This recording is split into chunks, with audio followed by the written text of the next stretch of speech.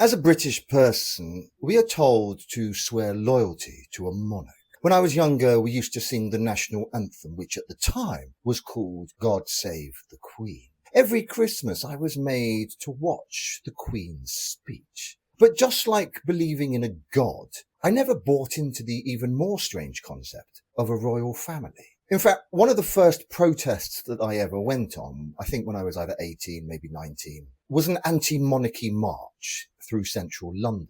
And I've pretty much been a Republican ever since. Now, yes, I'm sure you've heard the usual arguments, like it's an unnecessary cost on the public purse. And then some people say, oh, it's tiny compared to everything else. Fine, but tiny is still more than nothing. It's also the symbol of an empire that's built on extraction and exploitation. It's draped in the mythology of tradition. But that tradition includes colonial brutality, class hierarchy, and white dominance. And then this idea that a king or queen is ordained by God. Well, even the Bible warns against kings. It explicitly cautions people about handing power to monarchs. So yes, there are constitutional arguments, economic arguments, and historical arguments. But the reason that I rarely hear anyone talk about, which is one of my main criticisms, it's cruel. Cruel to the people born into it.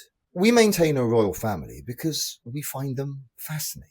They're a living soap opera, a national obsession, a spectacle. Millions of people who are bored with their own shitty lives feel a strange ownership over a family that has absolutely nothing to do with them. But imagine being born into that, born into a gilded cage, a prisoner of the media from the moment you are a fetus. A prisoner of national expectation, a prisoner of a weird fantasy. We project this Disney-like mythology onto them. Fairy princesses, heroic princes. But this isn't animation. These are real human beings. Children born into a system that they never chose. Raised to perform symbolism, to embody tradition, to carry centuries of history, much of it violent, unequal, and oppressive, on their shoulders. We call it pageantry. We call it heritage. But it's also surveillance. It's commodification of human lives. At the end of the day, it's a regime that traps both the public in nostalgia and its own members in permanent exhibition, in a modern day freak show.